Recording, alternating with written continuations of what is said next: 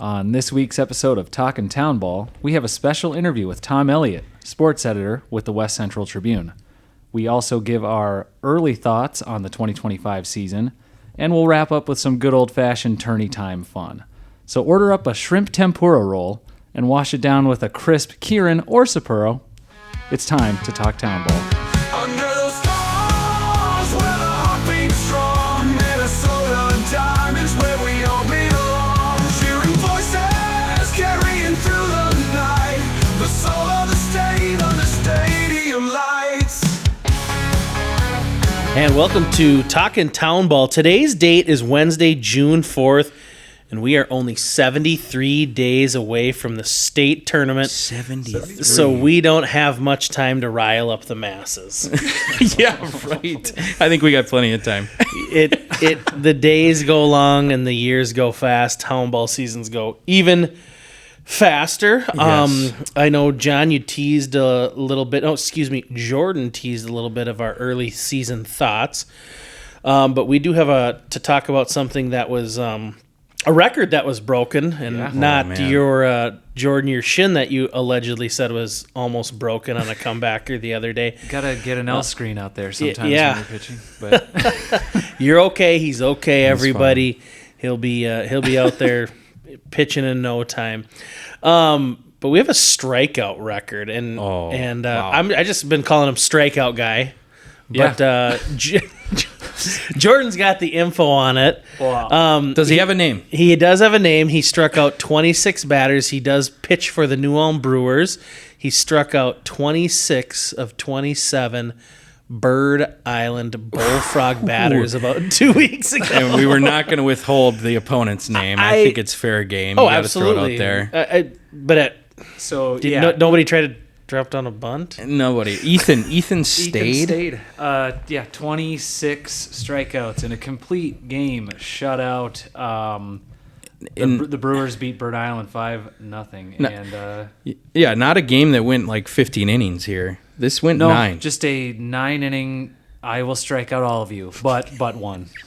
Do we know what that? I don't know. 27th out was? I hope the 27th out was like a robbed home run or something. Just a laser that someone caught. They ended up, Bird Island, give them credit. I think they had 3 hits. So they were getting on base here and there. But when they were getting out, they were either watching the ball or they were swinging at it and not making much contact. So 26 strikeouts is the new record for the NBA in a 9-inning game. Is this like Joe DiMaggio level? 26? Is this Cal Ripken level? I mean, yeah. Is there a record that will like? I will gladly say in a 9-inning game this will never get touched. Well, you see a guy like every once in a while you see a guy have just this lights out like 16 strikeout performance. It's like, well, add 10 more. Yeah, that's what this guy. If you can get to 15 strikeouts, you deserve a round of applause, and yes, plenty of beer. So, I was trying to figure out, 26 strikeouts. He had to have thrown a lot of pitches to get that, but I got some inside info from an umpire that we had the other night at our park. They started with a 1-1 count. Well, yeah, actually 2-2. But so he had I think he had one immaculate inning where it was just straight up 9 straight strikes, strike 3 guys out. And then he was 1 pitch away from doing it again. Wow. So 2 of the innings, he threw a total of 19 pitches for 6 strikeouts. That's wild. Like that. Just walks out on the mound and says, "I dare you to touch this." Basically, and no one did. No one did. Wow. So was there like a festival in Bird Island the night before, Bird Island days? Or? We talked about this when I chose Bird Island as a team. I wouldn't mind playing for or playing under. They have that. They always have a keg out there on a Friday night after their home games. So I'm wondering, was this on a Saturday? Did somehow they mix up their time? Was the keg before that game? I don't know. We got to look into that. And Doc Nagel, if you're listening, we're laughing with you. We're not laughing at you. I'm laughing at him. Well, I would. I mean, if you're on if you're on the losing end of a 26 strikeout game, can you even be that mad? Like you're in the losing dugout, probably still thinking, like, holy shit. You almost have to be delirious at that point. You're just laughing.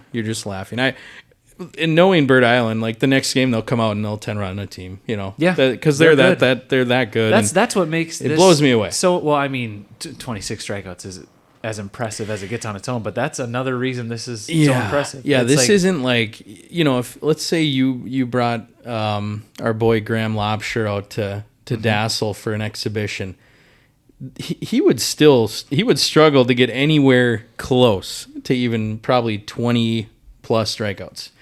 Yeah, This guy against a great team just absolutely diced. I mean, it's so impressive, and I'll put all my money on it that record for a 9-inning game to throw 26 strikeouts, I will say will never be touched ever again. I want to read a quote here from Aiden Jensen, who caught this game. This was on Twitter. He posted this. They had an article in the New Ulm Journal. But he says, "Still can't believe what I just caught. 26 Ks and an immaculate inning. Ethan was straight up untouchable. Proud to be behind the dish for that one. All caps, legendary." Hashtag a legendary. And you could probably quote a random like Bird Island player, and it would be like, "Oh God, the humanity." It's just a one word. What? Oh, it's fun. I mean, it's so cool to see something like that come through. And I mean, what would be if a guy hit what? Is that the equivalent of a guy hitting 5 home runs in a game? I mean, Yeah, I have don't to know. be 5. I mean, it has to be. Like, and I think about that. I'm like, dude, it's like you have to be damn near perfect, and that's impressive. I found Ethan's Twitter too, and he was just super humble about the whole deal. So Of course, it's pretty cool. Of course, he's a good kid, and He didn't jump on there and say, "Yeah, man, I'm the I'm him. tell me. So him. obviously, don't let the Northwoods League catch wind of this name. You're gonna want to block the calls that are coming in, or at least if get you're him back New for Ulm. the postseason." Yeah, Right? exactly. But he throws some college ball. Yeah, he's at Mankato you State, okay, I so believe. he's- I'm going to double check on that, but No fluke that he's doing what he's doing. Good, talented kid. yeah, he's Mankato State, a 6'4", 6'4" lefty. 185-pound southpaw from Yeah. New Ulm, Minnesota. If you see him, in that district or whatever, is it section or district? Are they B? There'd be a Okay, district. district. If you see him on that lineup card in districts, you just know it's going to be probably an uphill battle. So He has played for 2 different indie ball teams, or Northwoods League, and then a different league. Okay. Where he put up good numbers as well. well, that's our giving Ethan the flowers he deserves for breaking a record and demolishing it. I mean, I like we said, I don't think it'll ever be touched. So good to see, fun to see, and good luck the rest of the season down there for those guys. Yeah.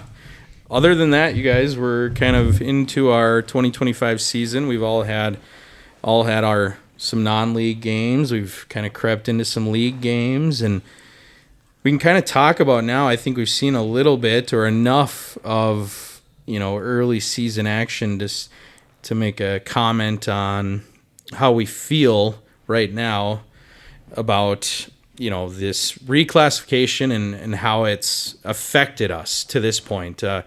Ryan, I know you mentioned you could talk about this for a little while. I mean, you have some opinions and things you've seen. Well, it just kind of starts with what I've seen with Waverly, and they beat Maple Lake a couple weeks ago, and then they followed it up and beat Hutch within the last few days. And I guess my opinion on the early season, and we're in 3 classes, and a lot of these leagues are spread amongst 3 classes, are the games matter. And I don't know if I want to make this a statement or a question, but do the results matter? Right. Because, and I don't know how you're going to do it in the North Star League, who gets the trophy at the end of the year. But, yes, it says Waverly is 2-1 in the North Star League, but then you go down and you see their Class C region and they're 0-1. Right. Right. And Hutchinson and Maple Lake, that loss stings, but in the grand scheme of things, it doesn't hurt them. So my concern is what my concern has been all along. And we've talked with Class C and we've all in agreement that it's not the watered down product, but the season might have some watered down product in my opinion. Yeah. Because, John, and this isn't picking on you, you threw Leastman against Cokato and Waverly because those are the two games that matter. Right. Yeah. You when you play Hutch, maybe that's in 2 days. I don't know when you play Hutch. I don't know when you play Loretto or Maple Lake. Avery's probably not throwing. Right. And so that's where I worry a little bit. Now, granted, we had Kirby on 2 weeks ago, and he was at St. Martin, and I'm going to draw a blank. It's either Roscoe or Richmond. It was Okay, it was Richmond. Yep. Don't get mad at me. Because those two teams don't like each other, Richmond Right. and Roscoe. So he was at St. Martin through Scott Leeser, and, Richmond was all in on it too. But they have that built-in rivalry in that league. They're all somewhat rivals. So that's just my little bit of a worry, is that the games matter, but now we're seeing some results that technically don't, and I don't like that. Well, and you mentioned Waverly beating Maple Lake, or we talked about that, and then they turned right around and Maple Lake beat, I think it was Hamel, which 11-5, those are yeah. two Class B teams in the North Star League. So I can't speak for any of those teams, but maybe Maple Lake took that game more seriously than they would have the other one. And I don't want to take away from any team getting a win. I know that is the goal, regardless of it is a league game, B versus B, C versus C, A versus A, whatever. You go out there and you're trying to win the game. Like, that is your goal. Obviously, there's different scenarios, different situations. If it's a game that doesn't mean so much for your region or section or whatever record at the end, maybe you're throwing different guys that you normally wouldn't be, or some guys are playing out of position, or you're playing some bench guys or whatever it may be. But Right. whatever you roll out there, whatever 9 guys, like, you're trying to play a good baseball game and win. So, but at what yeah. point do we look at this, and you guys are in Region 6, and there's some teams that are not in the North Star League in that region. At what point do we all just sit down every year with the teams in our region, districts, and section and say, these games are a priority. We're going to do a home and away with everybody. They are the ones, because Well, I think we can start running into, and I know the B teams in like the North Star League aren't playing all of the teams out of the right. Central Valley League or St. Martin. And we're not doing that on the and C you're, side you're, and either. you're not, and so that's where I start to get a little bit like, well, going back to COVID year, like, we all played a ton of games. Well, most of us did, but some of us just like, we're just going to roll with our league games. And it was a little funky seeing, well, Buffalo's 10-0 and, Right, the next one's 8-2, and you have so few league games. And Right. I don't want, and granted, we didn't start till July 1st that year, but I just don't want that to turn into where it's like, you see these league standings or your district region standings, and at the end of the year, it's like 7-1. Oh, Yeah. Well, I think I kind of have two points on this. I think one, being its reclassification, this kind of is another feeling out year, and we have to figure out, like, okay, what does this all mean? How are we going to play it? But two, do you think, or I guess in my opinion, is it not so much on the state board? Is it more on the leagues and league commissioners to decide, well, how do we want to do it? I mean, I know they're playing the hand they're dealt with how the classes are set up in the points, but Right. is it like, for example, for us, North Star League and Central Valley League C and B, we're still playing our North Star League games. Yeah. Half of them, or whatever matter, quote unquote. But going into next year, do we see how this year plays out and think, okay, do we need to think about how our league is structured now to make more games, quote unquote, matter? Do we want to join together with that other half of the region? Is that an Right. option? Like, Yeah. I think that's what a lot of leagues are going to have to do, is figure out how do you want to do this moving forward, and then you hope it stays that way. And if it switches up again with the classification, or if teams get bumped or drop down, well, shit, then you got to figure it out again. Yeah, and I think going into this year too, like depending on the decision makers in your league, obviously everyone has a vote and representative, but sometimes the officers in the league can kind of steer a direction, and I would say it was more of like, let's stick to as close as we were working through league play previous years. But guess what? When you play B teams, it's not going to affect your seeding. And it's like, well, we're throwing all these teams in our direction that we're just, we talk about league play, and yes, there are going to be rivalries and you do want to play, but you called me out on it a little bit, Ryan, but I'm probably going to save my better pitching for games that matter to me. Like literally they matter more. They're seeding. So it's, I don't know. You wonder, you mentioned the CRVL playing at, all different levels, and maybe if a C team can win a game against a B, you get more your points, and that should play into your seeding in the region. And I think that's the only way you can go about it. If you have a league that has multiple classes, you have to have some sort of weighted result or grading for each win, or else it turns into what it is right now.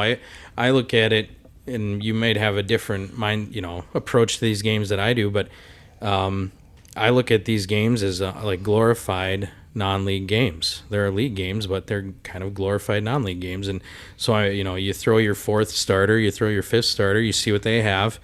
On a bad night, they might get shelled. It happened to us the other night. We threw some younger guys, get shelled by Atwater, not a league team, but I threw out a young lineup out there, and you're going to see that. The Hutchinsons, the Maple Lakes, maybe they're putting out a lineup that's just saying like, hey, this game really doesn't mean much to us, so let's get these young guys out there. And the people going to that game that night were expecting, okay, every year we come out, we usually take it to the Stingers. Well, they're going to see a different roster out there and a different result, and so people don't really know how to even judge their teams probably at a certain point. I don't think that's all bad either, though, to get young guys out there and get different arms, fresh arms, some innings, and see what they have, because you might find out, well, that's a guy I can use in this important game. I mean, we've been bullpenning some games. We've only played one league game to this point, but we've been bullpenning some games and seeing like, all right, who can throw when, who does well against who, and then you use those guys accordingly as the season goes on. I'll just say I'm kind of it's just basically shooting from the hip when I go to these games. I don't know how to really approach the league games that are against B opponents. I want to win, but I don't want to potentially risk a guy. I'll take a guy out in the sixth inning if I feel like you have to he's think done enough, you have to think about like, okay, well, we've got a 2-1 lead right now in the sixth, but in 3 days we play this game. Right. Do I want to use this bullpen arm now or wait for the next one? It kind of plays tricks on your brain a little bit, because I think, competitively, I want to be a for sure top 1, 2, 3 team in the region when we go there for seeding. And if that means saving up, luckily you get some good arms, but you save them for the games that kind of matter. And that's my approach. And teams are going to approach things differently, but that's just how we kind of go. And I don't know. It's so tough. I wonder around the state how many people feel that way, or are like, because are there still leagues where they are just all still B or C? Oh, there absolutely is. There's right? some. Are there any unchanged leagues? There's probably some in A that are like that, but I don't know if there's. Well, you look at like the Highway 10 league, where that Bluffton's the only one that's not. Sure. You have C. You've got Stearns County, which St. Martin. Martin. So it's like you have the one exception type leagues, but then you go to us, split. We're cut right down the middle. Yeah. CRVL cut in 3 ways. I mean, I don't more south. I don't really know how they're divided, but it's unique probably to each league as far as how they're broken down. It's just like everyone's on their own little adventure right now. Yeah. I think that's the best way to put it. Everybody's just got to kind of figure out what to do. I was just looking at our schedule, kind of we have Champlin tonight, June 4th. And then we have a stretch where it's Watertown, Young America, Carver, and Green Isle. Those are all district games for us. But then we literally have a stretch, literally like 12 of 13 games are games that will not count towards our seeding, right? Seeding. So it's like, what do you do? Yeah, you which is fine. We've got a lot of young guys, and I've said we're gonna have Young Guy Day at the ballpark a lot this year. But yeah, so maybe that'll be a positive on getting young guys to stick around. Though. Yep.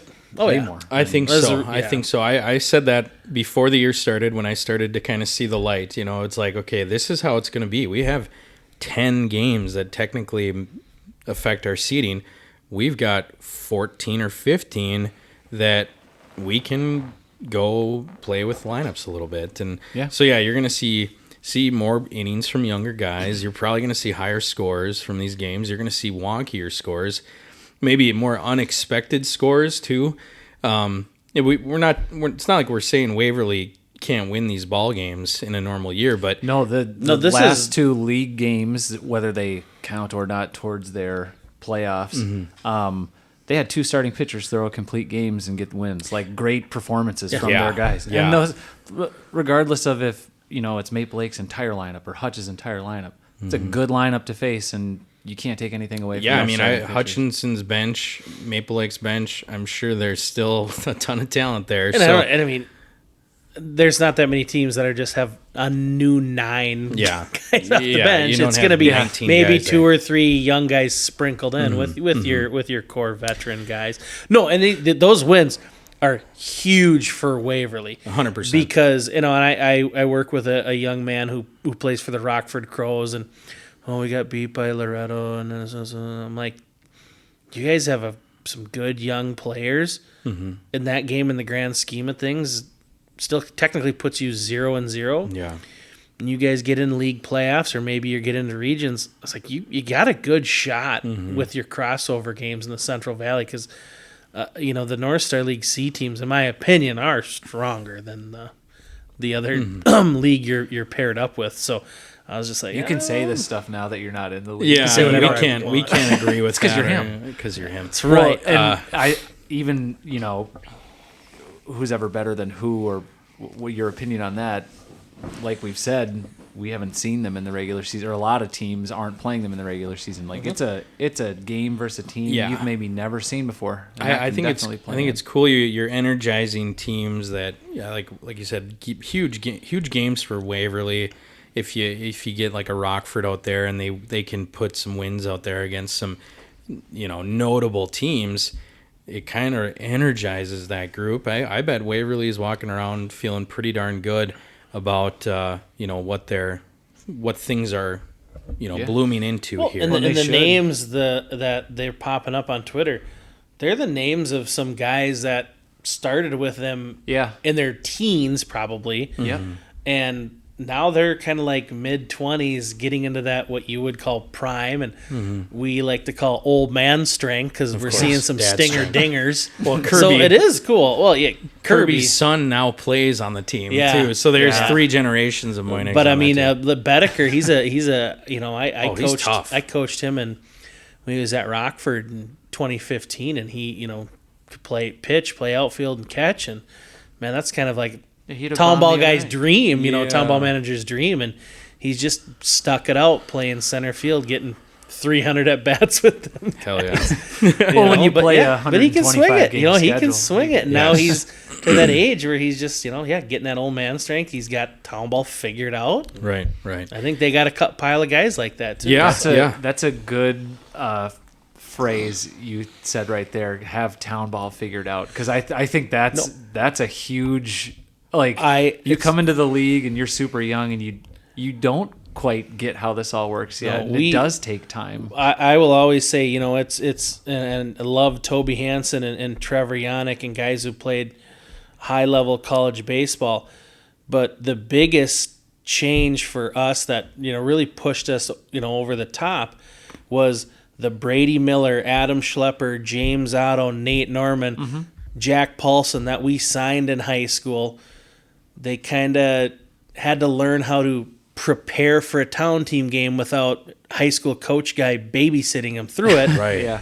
Take a couple years worth of, and then they figure it. They all have their own way to get ready for the game, and it all happened at the same time with our core group. So Right. Yeah. they figured out town ball. It's a learning, so different It's a learning process, and that's where I think those games where you can get everybody in. Yeah, That'll help. I mean, coaching high school now after a 9-year hiatus, our pitching coach who now plays town ball with us, he's talking to some of our younger guys who, talking about town ball, and this guy in high school, he'd come in at town ball and he'd strike everybody out. and our pitching coach Jeff Oshing's like, dude, nobody in town ball cares who all you young kids are. They don't. They don't care. Like, they know how to prepare. They know how to approach. They know how to go after you. It's just like, so just go over there and so-and-so's got an offer from some college and he's playing for whatever town team, and then you've got the 30-year-old guy who's like, I do not care. I don't know. It's not going to change my approach. Like, I know what I need to do. It's not going to change my mindset because some guy, is going wherever. Like, No, that's really cool. So yeah, kind of like an unintended consequence of all this is, hey, some of these teams that are bringing that same group to that ballpark, like Waverly, they bring kind of that same 12, 13, 14 guys. They're not changing how they're playing the game. They've always kind of just scratched and clawed. Yeah. And you go into a game and maybe you bring an inexperienced crew out there, maybe 3 or 4 young guys. Hey, Montrose will slap the ball around and they'll kind of punch you in the mouth. And, if you're not ready for it, then that's just the way it goes. They've found ways to win. So we haven't, we're not sure if there's any other examples of that around the state, but I bet we'll see more of that. You'll see teams, maybe league games, where they're not bringing that same top 9 to play a team that they normally can maybe take care of, and games are going to end up differently. Well, the nice thing is we know what we know in our area, and I'm still getting new to the Crow, so I didn't know enough about the North Star League. But we have a special guest that we're going to talk to here in a couple minutes who can give us some insight, maybe on some other teams. Yes. A gentleman named Tom Elliot. I think we got him waiting in the hopper. So you guys want to see if we can patch him through and get him on? Yeah, he's probably working on an article right now. Okay. We'll try to get him in here. And he's got deadlines. We'll sneak him in. Galore, but we'll get him in here. All right. Yeah, let's get Tom out here. Without further ado, Tom Elliot. Welcome back to the Talkin' Town Ball podcast. We're here with a very special guest, Tom Elliot, sports editor for the West Central Tribune. Thanks for being on with us, Tom. Thanks for having me. We've not had too many episodes, so you've been picked out of the mass of town ball. What would you say? You're town ball journalist. Yeah, I've been covering it since 1982. Wow. Going way back. Yeah, I mean, we did have electricity, I promise. So you've obviously led, since 82, you've led a long career in sports journalism. So yeah. I guess just start from the top. Tell us how you got started, what got you interested in it, Okay. Where it all began. Go for it. So there's some genetics going on. I have a great uncle who worked for the Associated Press for most of his career. He worked in Fargo, North Dakota, and he ended up being the bureau chief in London, England. Oh, okay. Wow. That's my great uncle. Great uncle. Okay. His sister, my grandmother, was a high school English teacher. Sure. So there you go. So it's ingrained. It's ingrained. Yeah, my mother was an English major in college. She never pursued it. She raised families and worked or did a lot of other things, but never never got into it. And so I don't know, I had a predisposition at being able to communicate and write stories. So when I was in high school, the hometown weekly paper, this is South St. Paul, so it was the South St. Paul, West St. Paul Sun, needed somebody to write up little brief stories about South St. Paul high school sports. And so they contacted the high school newspaper advisor, and she said, well, we got this guy that he kind of likes doing it, and he can spell most of the words right. So I'm 17 years old and getting paid to do it. Nice. That's sweet. Great Which is stuff. awesome. And then I ended up going to St. Cloud State, and I worked at the college paper, and the next thing you know it, I was working part-time at the St. Cloud Times, and the next thing you know it after that, I worked in St. Cloud for 34 years. All right. Well, so is that where you're out of right now? Right now, I'm sitting in my my patio home in Wilmer, Minnesota. Okay. I live in Wilmer. I live exactly 1.7 miles from the office, which is a lot closer than 63 miles, which is how far away I lived from my house on the north side of St. Cloud to Wilmer, Minnesota. So I am happily residing in Wilmer, and love it here, and it's a great place to live, and it's good. And I miss St. Cloud dearly.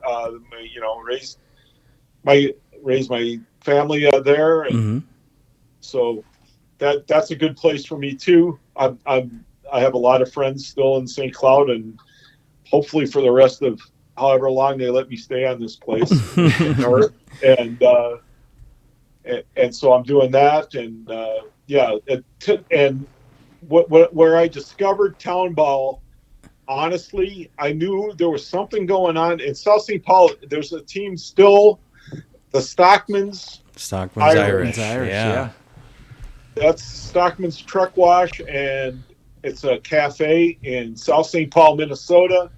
And I was vaguely aware of it, and I may have even seen parts of games or stuff when I was in high school, but I never put everything two and two together. Then I moved to St. Cloud, Minnesota, and they were running these huge roundups with full box scores of all the amateur baseball games in central Minnesota. Yeah. And a guy would come in with all the results every Sunday around like 6 or 7 in the evening, 6 o'clock. And he would, at 6 o'clock, he'd come in and bring us all these results that he'd have the umpires fill out. A guy named Dick Putz. Do you know who Dick Putz is? Pretty notable name there. Yeah, he's got the baseball stadium in St. Cloud named after him. Yep. And then he would do the Dick Putz show from our radio, a radio show. He would do it from the telephone at the Times, because he would give us all these results, and we'd let him make a long-distance phone call to call in the Dick Putz show. This is the original town ball podcaster. He was, and he was no professional. And well, neither are we. And I've just fooled people long enough so that I get a paycheck. But he was the best. He was a character. You could tell Dick Putz stories all night long. But he loved baseball. He was the commissioner of the Minnesota Baseball Association for like 20 years in a row. I don't think anybody's been the commissioner as long as he was. He loved kids. He loved baseball. He assigned all the umpires and he signed all the officials for high school and amateur baseball in the St. Cloud area for at least 20 plus years. And the stadium that's named after him is a great story too. It's actually federal land. It belongs to the Veterans Administration, which there's a huge VA hospital, second largest in the state, like a quarter mile from right next to it. The MAC is, yes. And he did the lobbying, and he got the local congressman at the time to sponsor a bill in Washington, D.C. so that the city of St. Cloud leases that property for $1 a year. Wow. Not bad. And that's how come St. Cloud's got 2 beautiful stadiums and 2 beautiful ice rinks and a 9-hole executive course to play a little golf in. That's Wow. all that land is for $1 a year. But it's all on the city of St. Cloud to pay for everything. But Of course. and that was Dick Putz, and he's like, "Oh, you want to go cover the Central Valley League? Well, you got to talk to so and so in St. Augusta. Here's his phone number." He was like the greatest newspaper guy source you could ever have because he knew everyone.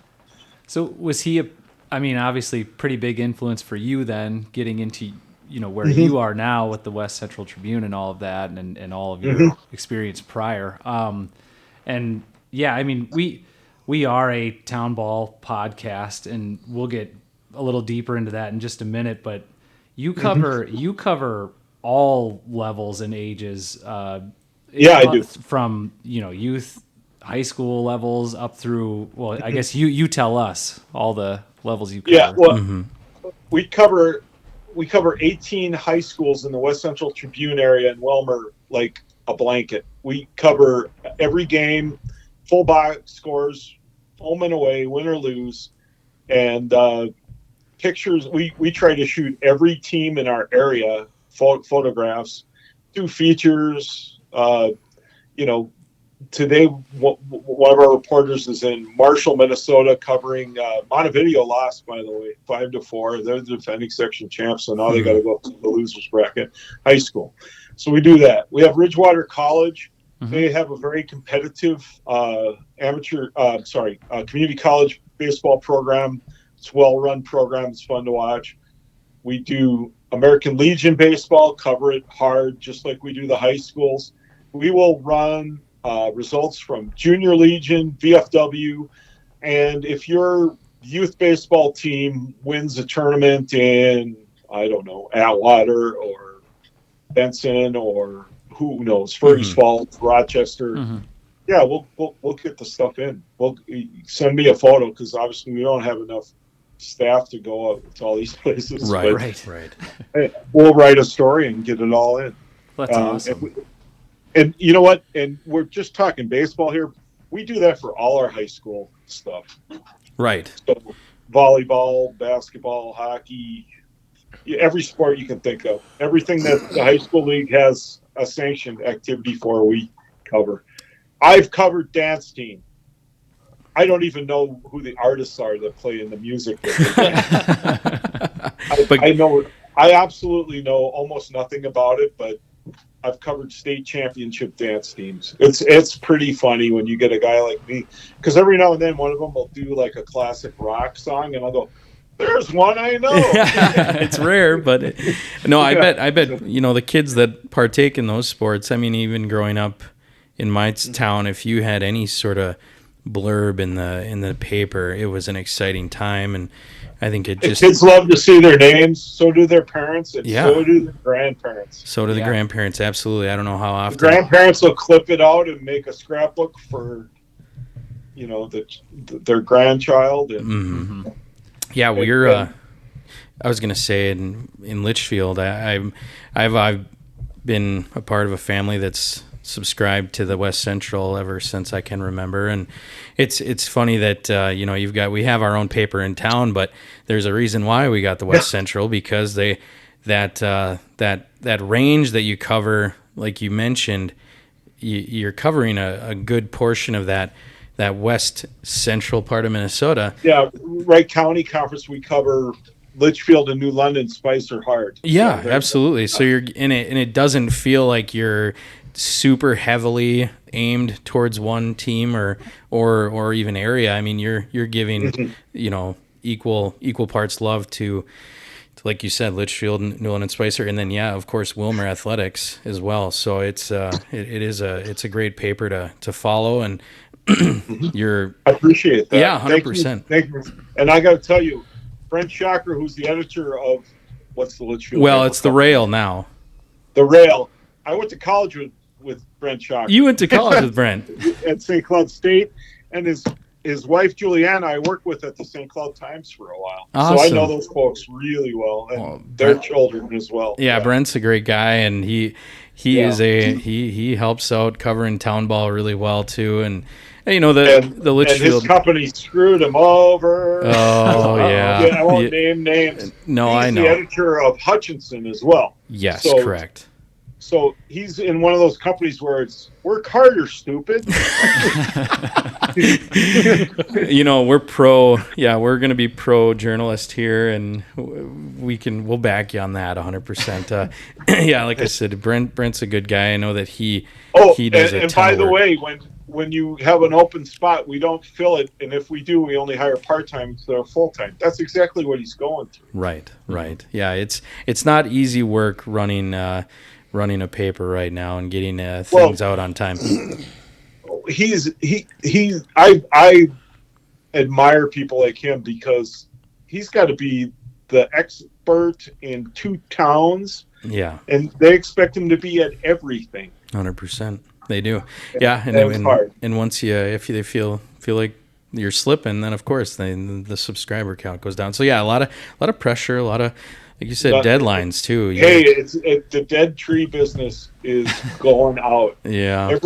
The joke I have is every day I look at the obituaries to see how many readers we lost. Oh no. That's good. That is good, but kind of sad at the same time. Yeah, Because your generation does it this way. yeah, My kids, I have adult children. They don't read anything printed on a piece of paper. They look Yeah. at their dang iPhone. And that's Yeah. where they see everything. Well, you know, we're 3 millennials. I think we're still there's definitely nostalgia, and I think it feels good to have a physical copy of the paper in your hands. I'm still a paper guy, so I can't claim to be strictly an Well, then- iPhone guy. If you're reading the West Central Tribune, you're missing 5 days of outstanding e-edition coverage. Oh, Because then we're all on the internet all the rest of I can't win then. No, I mean, the truth is that's where the business is going. We're Yeah. all going to be listening to podcasts all the time. I mean, you know, look at like the new NBA contract or even MLB. You got to have a subscription to Apple to see every Right. baseball game. You know, MLB Network. My oldest son, who played town ball, lives in Michigan now, and that's how he watches the Twins. Is MLB Network. He gets pays $130 and subscribes. Right. Well, and then he gives the old man his subscription to the Athletic because he says, "You need it more than me, Dad." Yes. Well, Exactly. the good thing about town ball is there are no blackout restrictions. There's not nearly as many broadcasted live Rare to see a video stream games go up. or streams, but no blackouts at least. So It's the got last that bastion. You know, you could look at Town Ball 100 years ago, and you could argue that they're really, besides the PA announcers and the music that you might hear at games, there's not a huge difference between No, 100 years ago and now. And so, Tom, Well, through- I'll tell you, my guy played for Meyer Grove, the Meyer Grove Grovers of the Stearns County League, Oh yeah, All right. and they were the last team in the Stearns County League to get an electronic scoreboard. If you ever go on my Facebook page, please, guys, you don't want to, if you want to be my friend, I'm fine, but it's like family photos and Sure.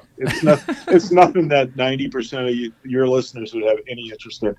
There's a picture, though, of my youngest son, who's now 24 and lives in Brainerd, hanging up, the old tin numbers on the old scoreboard at Meyer Grove.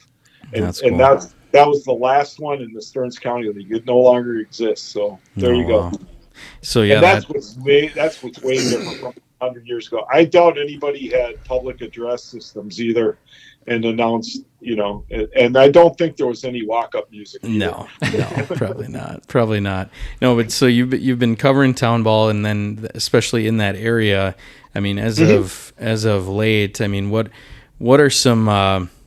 I guess we could jump right into it. Yeah. What are some teams that you've been able to cover that, or even leagues? How about we start there? What are some leagues that you cover out with the West Central? Well, obviously the Corn Belt is a big deal to us. The Corn Belt League, Wilmer Rails are Class A this year. Mm-hmm. Very good, full of guys with college experience. And if it wasn't for Wilmer High School, there'd be a half dozen teams in this area that would not be as good as they are. Right. Because there's Wilmer guys everywhere. And it's just, it's 21,000 and a school of 1,400 kids. So, and it's a good baseball area. I don't have to tell people from Litchfield. They play a lot of ball around here. Absolutely. And so we do that. We have now 2 teams for the first time I can't go back. I haven't been able to have the time to go back, but the Wilmer Indians started a team this year. They're playing independent, but I think they're planning to either join the Corn Belt or the county line next year. They're playing all the teams in those 2 leagues this year. Fascinating team. Yeah. All Hispanic team, basically. Yeah, we've covered. We've tried to cover that. Anytime there's new teams coming in for the year. Now that our podcast started this year, of course we covered the Wilmer Indians. And was it Jordan? You said that there was an article. Yeah. Well, Tom, you had an article you wrote. Maybe like a week or a little over a week ago. It's the first all Wilmer game in quite some time. How many years since it was an all Wilmer? I can honestly, safely say it's at least 70. Wow. Yeah. And I have to do more archive looking than I have had time to do because it's not like I have like a secretary or a staff assistant who can go look at microfilm for 8 hours a day. Right. It's at least 70. It probably has never happened, but I hate to say that because every time I say something like that, somebody goes, well, in 1937. Right, exactly. Yeah. Well, so they kind of had that was kind of a big deal, and they had, from what I was reading, they had food trucks out there and a lot of extra activities going on. They're on that Wilmer Orange field, is that right?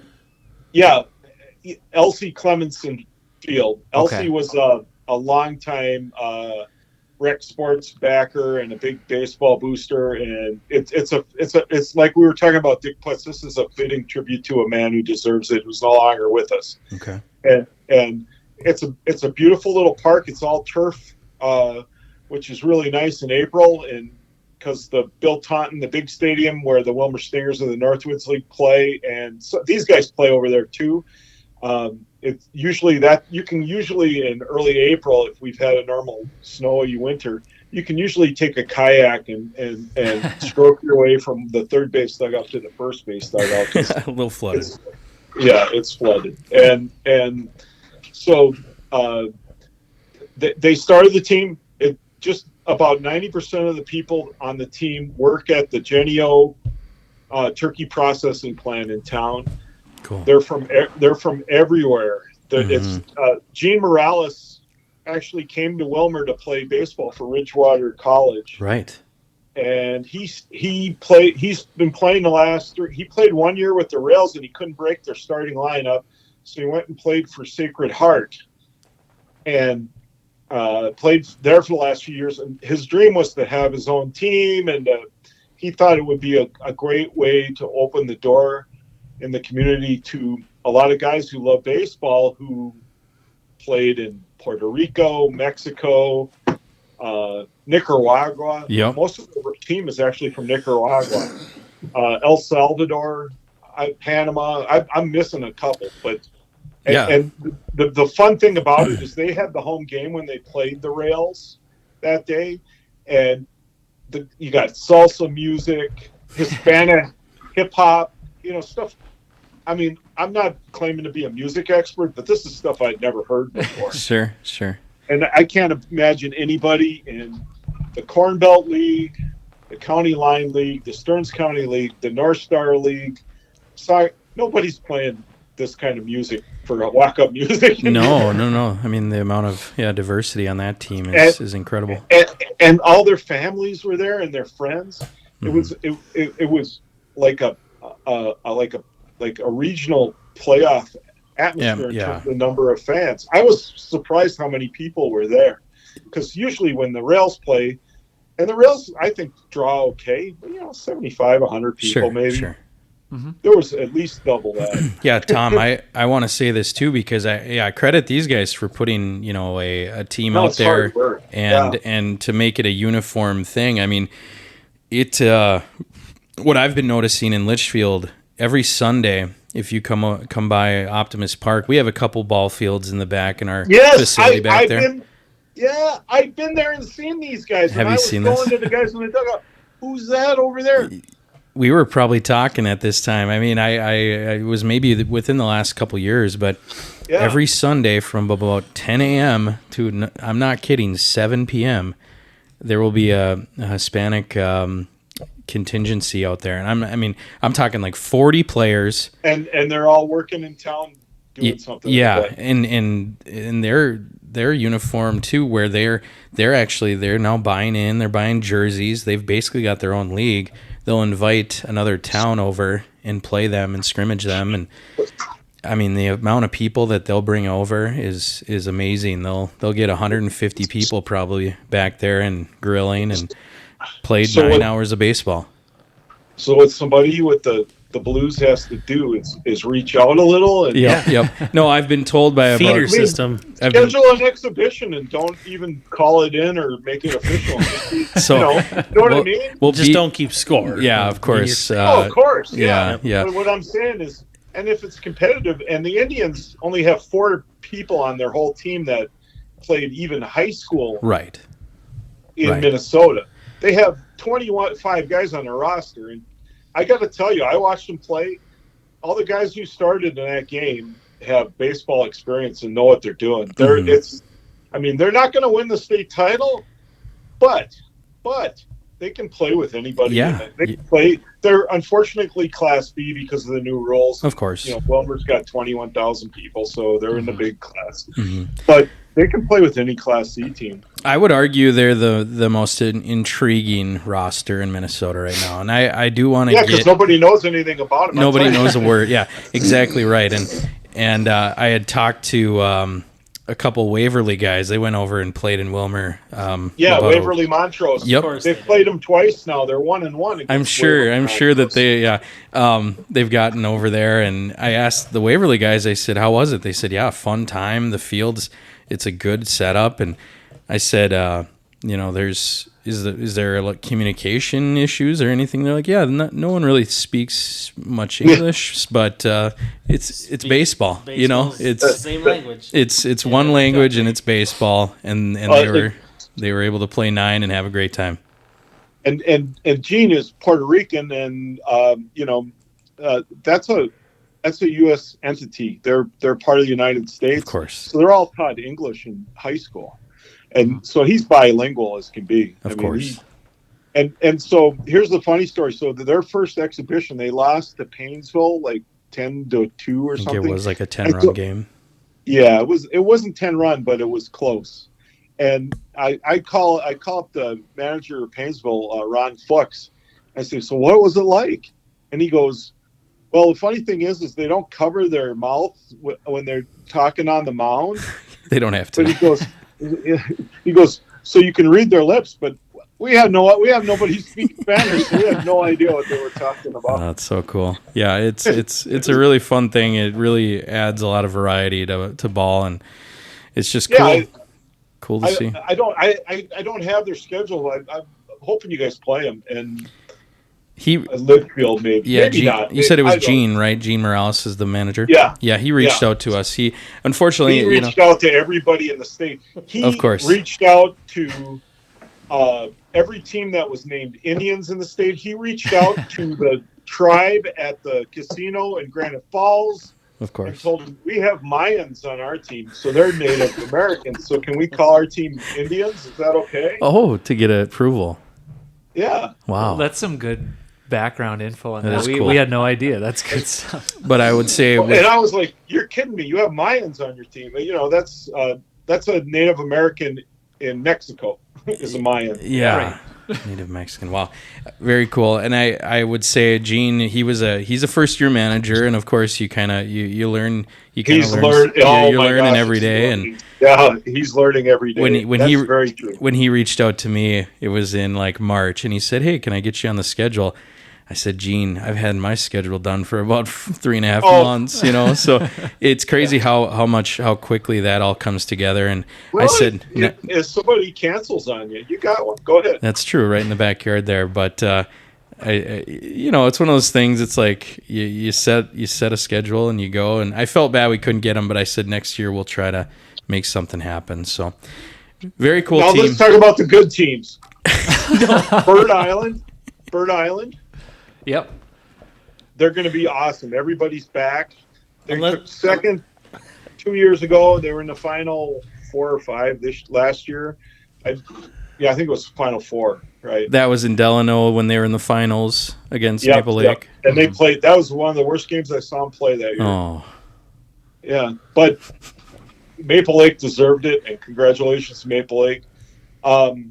And then Raymond. Raymond hasn't lost yet, but Raymond plays the Rails Wednesday. I don't know when you guys are going live with this, but that would be June 4th. And then they play host to Bird Island on the 8th. Those are Okay. 2 games to watch in Be the big county line. ones. yeah, those are big ones. Yeah, this episode comes out on this Wednesday, so that's when those games will be played on Okay. the 4th, and so Yeah, so the Rails are in town here under the lights, 7:30, and then 1:30 Sunday in beautiful Raymond, Minnesota against Bird Island. Those are big games for Raymond. If they win those 2 games, I'd say they're top 5 in the state in Class B. That's my opinion. Yeah. they've County been line. From what I'm seeing, I'm having a hard time picking the best county line team, to be honest. Mhm. Regal should be pretty dang good. They got some young kids. They got this Braden Skindelen, who had been playing for the New London Spicer Twins. He goes to New London. He's now playing out in Regal. Oh, wow. That's a big get for them.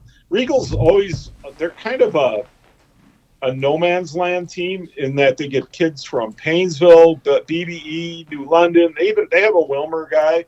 Their Okay. manager played at Albany High School. It's the Regal story is they're great at town ball. Yeah. They've won a state title. They've taken second. They're a perennial contender, but their population is 42, and they don't. If you're one of those 42 people that lived in Regal, you would go to Painesville schools. Uh-huh. But like if you live like a couple miles north, you'd go to BBE. Sure. Belgrade Bruton or Roll. If you lived a couple miles west, you might end up in New London. And you end up a little bit further east, you might end up at Albany. It's weird. It's a weird dynamic there for getting kids. So Yeah. they're hard to follow. I've seen Atwater. I've seen Painesville. They're both going to be decent at the end of the year, especially in this Class C, where it's so up in the air. I don't know where these guys are going to fall. Mhm. Class C to me is exciting as can be because I think we're going to see a lot of new teams, and I think a couple of them are going to be playing on the final weekend that hadn't been there in 30 years or whatever because they've been in the wrong region for so long. Right. I think we share that opinion. We're super excited to see where C kind of leads us and gives giving new opportunities to communities that maybe haven't been deep in even a region. They might go into state and make noise. So The Class C is going to be fascinating this year. absolutely. I'm with you on that. I was going to say Stearns County. There's a Class B team in Stearns County, St. Martin. They're going to be really tough. Mhm. They'll be competitive in Class B, and then the traditional Roscoe might have the best team Roscoe has ever had in the history of Roscoe baseball, and that's Wow. 90 years. They've got college kids. They got 3 or 4 college kids. They actually lost their best pitchers playing in a wood bat league, but he'll be back at the end of the year. Okay. Okay. He's like gone for a month. And then their shortstop is a kid named Max Ottman, who just tore it up the last 2 years at Ridgewater College. You got a couple other kids with some college experience. They basically, Roscoe in the history of the program has been to one regional since the 1930s, and Oh, that was wow. in 2015. They hosted and they got in, and they lost 2, and that was that. And then they all had to run the barbecue instead of going 2 and barbecue. They had to run it because they had the regional in Sure. Roscoe that year. So you, Sure. you then- think this might be the year that they You think they might break make through? a run? They have a shot. That's cool. Richmond's probably better in the South. I think they're better than Lake Henry. I think they're probably better than Farming. I don't know. Farming's Wow. good too.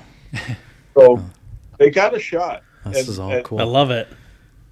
And I've got my eyes on him. Roscoe is one of my places that I just enjoy. It's such a Stearns County town. Yes, exactly right. If you're driving on 23, you can see the steeple to the church, and there is not much there, but there are 3 bars. We had Plenty. We had Kirby Hemish was with us last Oh, week. and Kirby's fabulous. I've known Kirby since he was a bat boy. Yeah, Kirby was an awesome guest here with us. Actually, it was 2 weeks ago when we had him on, and he gave us a real good insight into the Stearns County, and Nobody knows it better unless it's his co-partner in crime, Randy Rothstein. Of course, we gave him the nickname the Sultan of Stearns County, so he enjoyed that. And yeah, like I said, he gave us some really good insight on not only Go ahead. I'm sorry. not only on the competitiveness of the league, but just what made it unique and the ballparks themselves. So yeah, it was a good time talking to him on that. I mean, you talk Corn Belt, the county line, a little bit of Stearns County. You want some North Star League? I guess. No, you don't have to go North Star, but Well, I do know you touch a little bit on the way out west portion. Well, I voted on the Class B state poll, and I had Buffalo in my preseason, and guess what? So did we. we had him winning B on our podcast. They are not a Class B team anymore. Of course not. Of course no, they're not. not. They are now Class A. Mhm. Wilmer was in the same boat. I talked to the Wilmer Rails manager, and he said, "Yeah, we're going to be Class B. We have all Wilmer. Got a couple of New London Spicer guys, but they're Wilmer and New London are pretty close together. Sure. It kind of melds together. And then all of a sudden he goes, "No, they said I made a mistake on the paperwork. I was counting guys who were in the Wilmer school district as the city of Wilmer." Of course. Oh, yeah. And so if you live in Candy Yohai or there's all these little hamlets around here.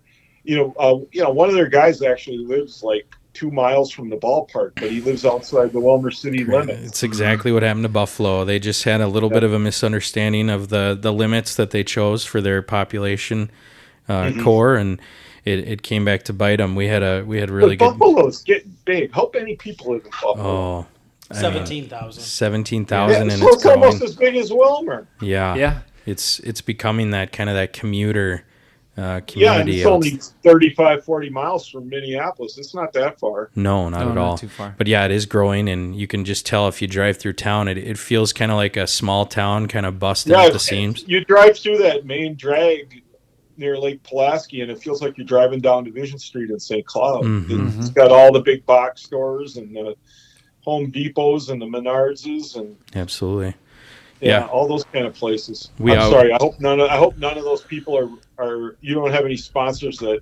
No, we don't have No. any sponsors. You can stop right there. We don't have any sponsors. Oh, okay. Good. They Uh, have a lot of big box stores in of course, Buffalo. of course, yeah.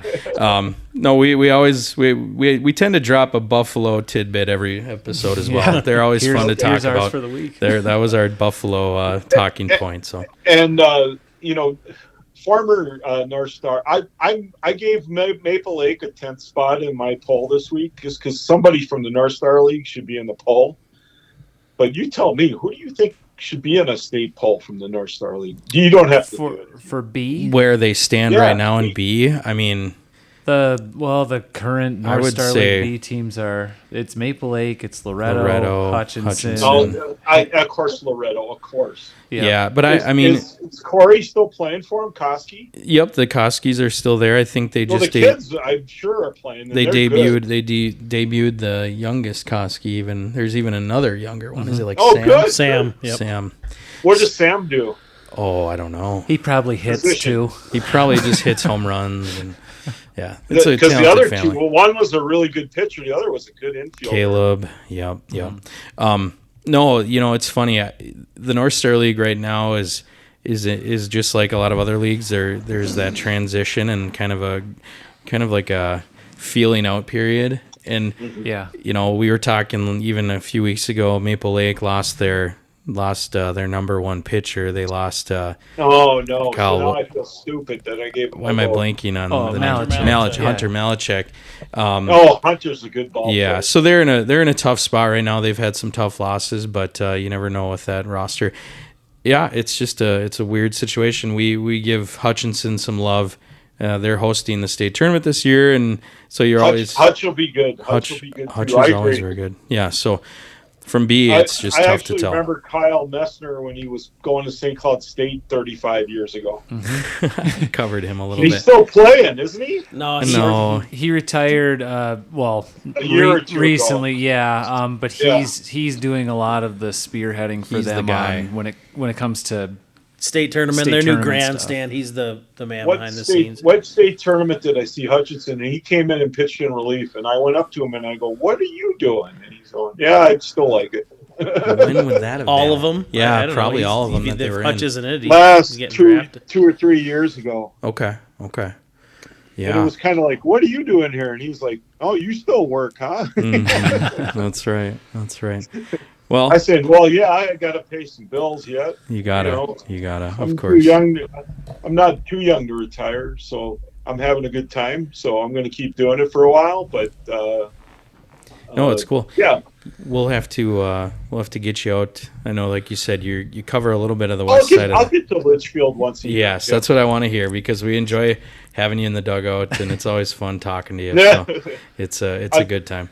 I was saying the press box is fun in Litchfield too. The guys like talking ball. And Oh, stuff. of course. Anywhere you go. And you know what? Optimist is right up there with all the nice parks. In the I state. appreciate that. Sometimes we're, of course it goes Delano. It's usually 1A, 1B, Delano Dassel, and we're kind of the redheaded stepsister. But Heck, the beauty of this is that I wouldn't have said that 30 years ago about Litchfield. no, you but wouldn't have. No, the thing is everybody. It's like keeping up with the Joneses. Everybody wants to have a yard that's nice, and it certainly is that way in our neck of the woods here. Everybody's exactly. got a place. We were in. And you're definitely one of the places. I appreciate that. You hosted the state a couple of years ago. I was like, no, look at this deck. This is beautiful. We're doing our best. I was in Atwater the other night. They thumped us, but they spend money. They spent some money over there too. I talked to Mike Kingery and said, yeah, we're doing some really good things over here. And then he goes, yeah, we're actually modeling a lot of what we're doing after Litchfield. And yeah, he told me that too. I was actually really proud of that. I said, well, you could have gone a lot of direction. He goes, no, I think what you guys have over there is really nice, and we wanted to kind of go that direction. So he's very frank about that, and it's just one of those things. Like, yeah, it's anytime anyone improves their ballpark and they're within the area, I think everybody wins because everyone enjoys going to a good ballpark. And of course, when you're that home team and you can continue to invest into it, you're only going to see the dividends pay off. So it is fun to see the area teams continue to grow.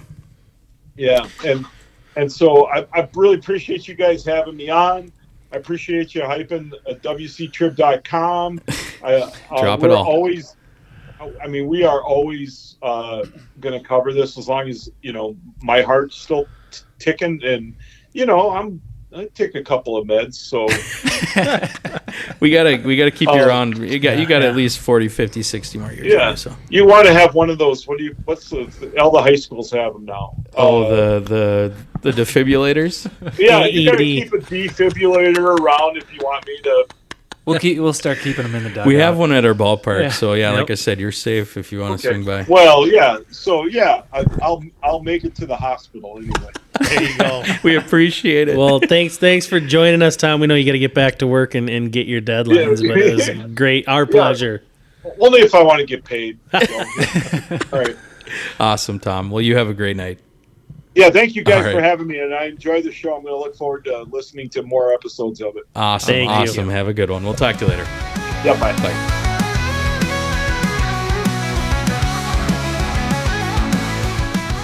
Welcome back. Fun interview with Tom Elliot. Good guy, kind of a salt of the earth guy.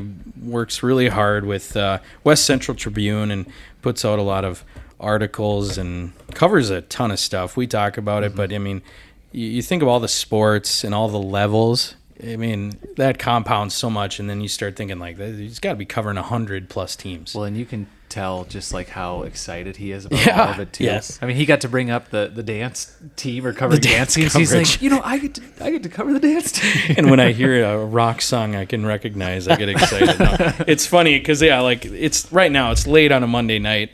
The guy has no reason to be excited about anything. I mean, except meeting a deadline. And here he's just getting giddy about baseball talk. And so fun to talk to a guy like that. And covers a huge area, and of course the west central part of Minnesota.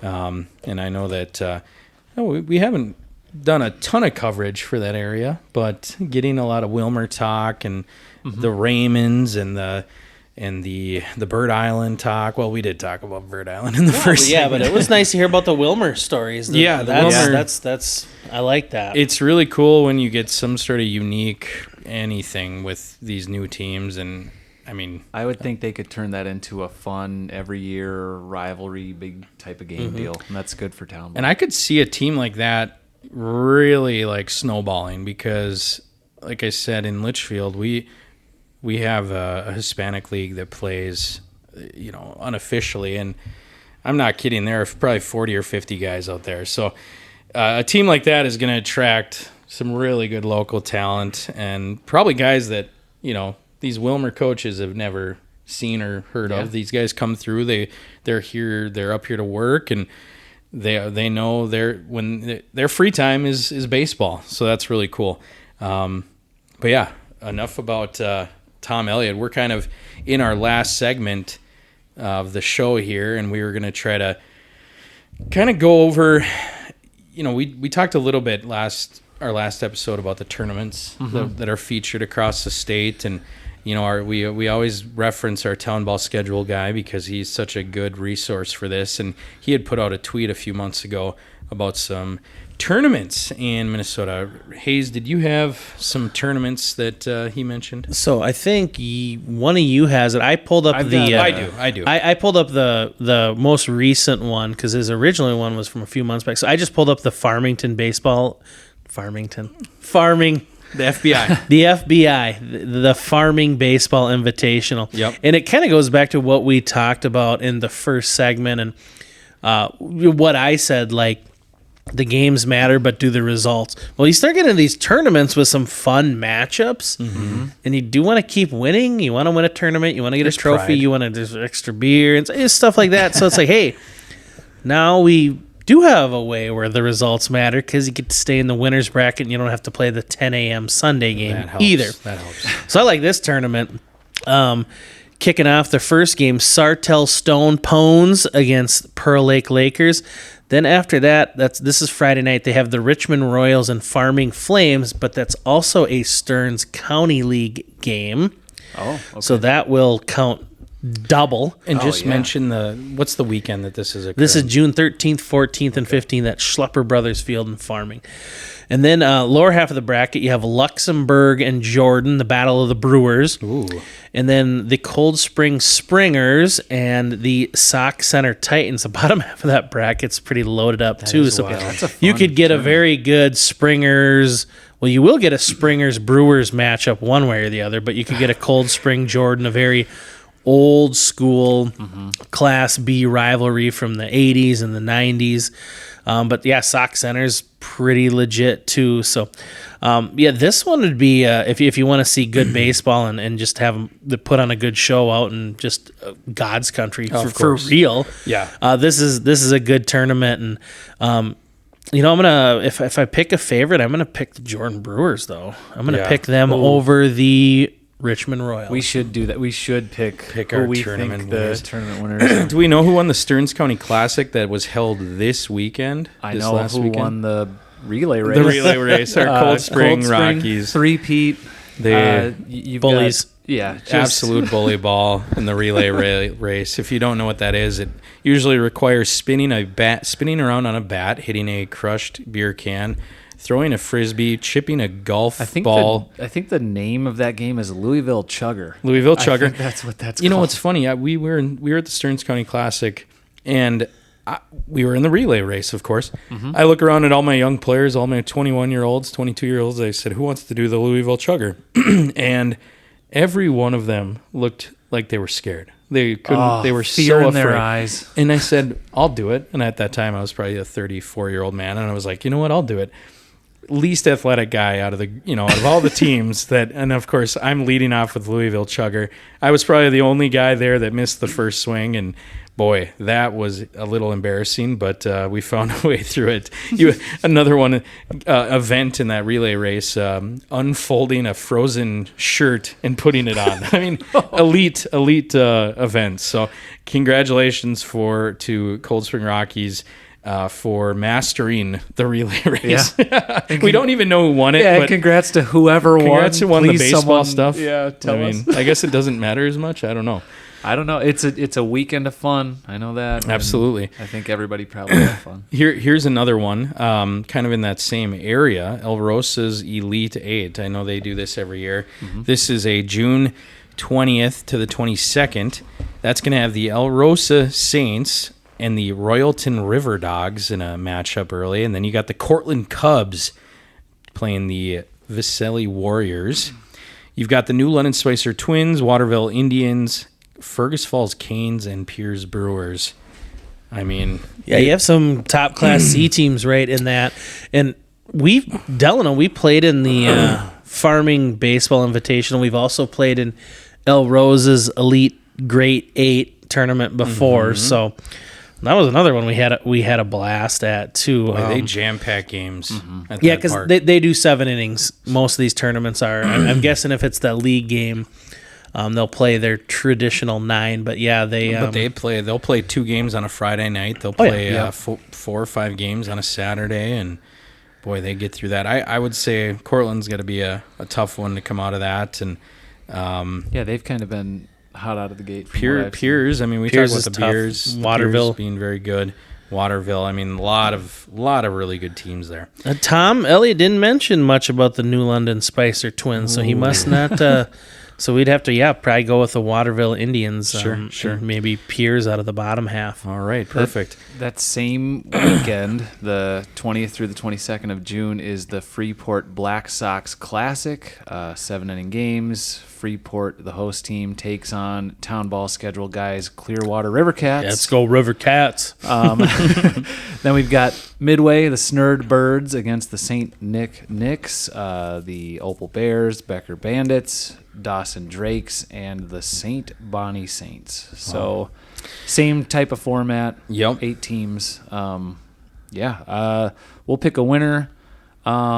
So one of our players, his brother plays for the Midway Snurd Birds. Yep. And his parents come to a lot of games, and sometimes they'll do like Midway game at 1, and then they'll drive down to Delano for our Sunday night game. And his mom, she's just always like, oh, Midway, they played really well, and it was lost a heartbreaker 11-2. And I was like, heartbreaker? They're pretty young, and then the dad is just like, it's a damn shame the way they run that team. I should coach them. They're out there lollygagging around, and so That's Well, you know what? Midway's going to shock the Let's world. They go. are winning this tournament. Oh, How about that? That's what I'm going to say. You're it gonna right get now. it. I mean, You're the gonna get- River Cats. Yeah. How do we not give love to the River Cats? you can give love to know. the River I Cats. think we can. I think we should. I see a River Cat St. Bonnie Saint title game. I like that. St. Bonnie Okay. Saints, the A squad. I Well- don't know if you've got any other. It's just more that they'll play anybody, anywhere, anytime, any Of course, place. of So course. I love yeah, that. you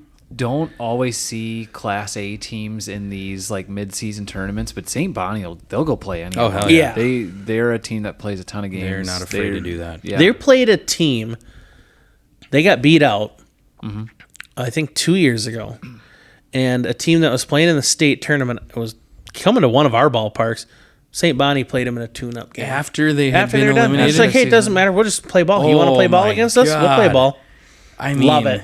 that's Good for them. I mean, Absolutely. You have to have so much like drive and passion to after be eliminated. It makes you wonder. Could we have an NIT tournament? But A, B, and C just combined. Are we Okay. going to lead that charge? Is the question. Go for it. Yeah. All right. we could If you're go. snubbed, you're our 1 seed. We I'm could just go saying. Yeah. 16 teams. We could go 4A, 4B, 4C, 4 at large. Yes. Wow. I like Done. it. All right. And Let's start drafting. I'm telling you, the this. bids for that, the hosting that would be a heated battle. Yeah. The rules are you can't have lights at your field. That'd be cool. Oh, Cool. yeah. I like that. Day games only. Day games only. This We love all it. is going to take place on one Saturday. We're going to have to figure out a way to get all these games done. The Talkin' Town Ball tourney. We'll set it up for sure. All right, cool. And then I see, I mean, as far as what I can see, I mean, there might be more tournaments and maybe we're not seeing them all, but and Hayes, correct me again on this, the Charlie Larka Memorial you're Tournament. Right. You're right. Allegedly, his ashes are buried out by the left field. Oh my pole. gosh, I don't know any love story that. there, and I'm afraid to comment on that. If you want to, Steve Beckman, our close friend from Jordan, longtime listener, first time texter. Let us know. Let us know if that's correct. I know he's got a plaque out there, just in foul territory down the left field line. Are his ashes out there? much love to Charlie. I don't know anything about him. He's I a don't know New his York story. guy. He's from New York. Okay, and so is this not He's a a recent? former manager. It's not a yeah. recent death. Oh here. no, not like in the last year or so. No, he's a local legend, but he was a fiery guy. Okay, great. And so they have that tournament named after him, Yep. and that tournament takes place July 10th through the 13th. This is a loaded one, too. This is loaded. You're going to see, and guess what? We got the Jordan Brewers, and they get to play the Cortland Cubs. Cortland Cubs, they double love their tournaments. They love And their Jordan, competitive Jordan tournaments. as well. Of course, they're down there as well. So, Green Isle Irish playing the Newmarket Muskies. You got the Morris Eagles against the Red Wing Aces, and the Bird Island Bullfrogs against the Cold Spring Springers in that tournament. So, man, there is some really good teams there. High quality baseball, and that's all going to be in Jordan. Yep. Wow.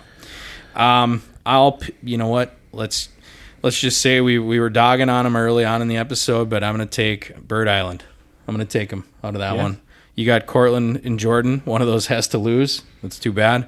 Sneaky one here. The Newmarket Muskies. I don't know anything about I'm them. going to be a little sneaky. Okay, Sneaky you're gonna with be the sneaky. Muskies. I just say Newmarket. They're either going to have to play Cortland or Jordan in that second round, and that's a tough battle too. So I'm going to just take Bird Island to come out of it. It's a hot take, but we were dogging them early for the strikeout record. We'll give them some love here in that tournament. So, any other ones that you guys see out there right now? Well, there's the ABC, and then there's the ABC. Cancer Day. Next time we got to track down the Hot for Hinckley tournament. Hot for bracket. Hinckley, yeah. we have mentioned that, and of course, Well, since we picked Buffalo to win everything, we would just pick them to win that tournament anyway. preemptively we'll take them And to win pick old guy John Early to win at the at the casino. casino. Yeah. I was gonna say the slots table, but that's Slots table. I don't gamble. Yeah, you can win at the slots table, know, blackjack, 21 or something. Yeah, Something the like card house. card thing. The big building Fun. with lights. Yeah. All right, last thing we'll talk about before we leave, and it's just a random subject. Maybe we'll expound on it early or later, but umpiring early on, we're feeling good. It seems like every year the rates on umpires go up, but probably well deserved. It's a shortage, and it's I think we love our town ball umpires 95% of the time, and they're in that kind of that period where they're still doing high school ball, and then they're trying to do as much town ball as they can, and some of these guys are getting in probably 7 or 8 games every week, and it's impressive. Do we have anything we want to toss out there? Any fun stories we may have? I know we've been keeping an eye on the high school playoffs a little bit, and I'll say this: I think last year I watched a really good Rockford team get through the sections, and then there was a young man named Aiden Smith who, of course, won a state title with Maple Lake Lakers as a starting pitcher. Him and Jordan Flick helped carry the Lakers to that W. And Aiden Smith, a graduate last year, played in that tournament, a state tournament winning team. And one of the games, I think he hit a walk-off home run. And the bat flip, I think, touched the moon. Is what I remember seeing. It's still coming down. I think gravity is no longer in the equation with that bat. It was one of those things you wonder, like, okay, if you did that in a town ball game, first off, would you walk out of there without being punched in the face? I don't know. Or drilled. Yeah, like retribution maybe come in a different way. The umpires are maybe like, well, they can take care of it type stuff. I think, well, I've got some takes on this, and maybe the question we should be asking is, if you're gonna pimp a home run, how far is too far? Okay. When would be the time to do it? What constitutes over the line, I guess? Yeah. I think so. Aiden Smith's in that high school game you're talking about was a walk-off bomb to send them, on. Mm-hmm. I don't know if it was a walk-off bomb. Was it like a go-ahead or something? We might have to look at big that. moment home run. Huge moment home run. Big moment home run. Playoffs, it's all big. I think, okay, I will say this. Personal opinion. I'm pro. I will say I'm pro bat flip. I think you got to have some feel. There has to be feel. You got to know when it's okay, when it's not. If you're down 12-0 and you hit a solo bomb to make it 12-1 in the sixth, or if you're up 12-0, or the opposite, and you go to town, you flip your bat to the moon. It's like, come on, man. Yeah, what are you doing? You're a joker, I think, is what you'd be called. However, I think if it's a situation where it's a tie game, or it's a huge moment, or it's a walk off to send you on to a section championship. Yeah, like a high school sectional game. I would say flip away, man. Flip away. And you know what? If you're behind the plate on that one, or if you're a part of that crew, I don't know if they do 2- or 3-man crews. Do they do 3-man crews in high school sections? I don't. We don't know. Yeah, okay. I would guess if I even got a little bit of a vibe from one of my guys that they wanted to penalize, say, a 17-year-old kid for making a in the moment decision when the entire world is watching. I mean, think about this. You probably got your entire high school there. Mm-hmm. You did something iconic that, you'll remember until you're old and gray. Who cares where the equipment's flying as long as it's not hitting somebody? Yeah, if you're if you flip it towards your guys, yeah, or so there's another group that does a baseball podcast, but on the major league level, and they write for Yahoo Sports. It's the Suspettus Family Barbecue. Yes, I know you love them. They're my favorites. They one time put out a chart like where safe zones to flip bats are. The red zone was at the pitcher. Don't throw your bat at the pitcher. Yes, That's not good. But foul territory or wherever, that's okay. And I think context matters so much in these situations, and it's fun to kind of nitpick, but I think if you're doing it to fire up your own guys because it's a huge moment and you're moving on, go for it. Yeah. If you're not, if you're not screaming at the opponent about it or telling them they suck or whatever, if you're doing it and your guys are like, hell yeah, man. Yeah, I keep it as a, you're firing your own guys up. It's not directed at the other. It's context matters. If you're behind the plate, if you're on that crew, kind of just you've got to understand the moment. And sometimes guys they don't have the feel that they should maybe in that portion of time. If that happens week 1 of the regular season or your first game of the year, yeah, let the kid know that's wrong, and maybe you let also him sit can't, for a game. It depends on the level of play too, because I think and I'm not condoning this, I guess, but adults or amateur baseball, there's probably a little more self-policing you can do about it. Of course. High school kids, I'm not going to tell some 16-year-old kid, you go dot that guy in the ear hole now. Like, that's kind of.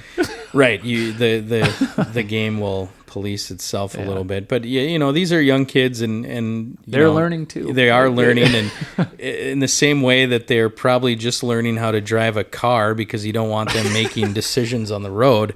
Right. You're also handing them a large bat and saying, go hit a home run for your team and walk this game off. You think they're going to make some weird decisions every once in a while? Yeah, it's going to happen. It's exciting.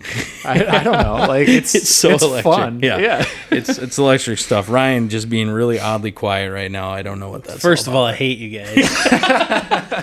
Second of all, before we sign off, and when it comes to umpires, I'll just talk about, we had a town team game yesterday. It was great. It went about 2 hours. There was one goofy play. I think it was like a bunt attempt that ended up going foul, and it was down like the third baseline. Our catcher lays out for it, hits in foul territory, hits fair territory, goes foul. Umpire just said, yeah, fair ball. Hit his glove is what he thought he saw. Mm-hmm. So we're kind of like razzing him. It wasn't bad. It wasn't over the line. He goes, guys. And we're like, we're done. We're sorry. We're done.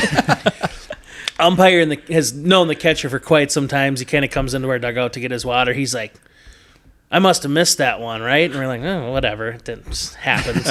He's like, there's no way so-and-so catching could ever move that damn fast to touch that ball. That was my mistake, guys. That's awesome. So that was, Have a sense of humor, right? It's easy.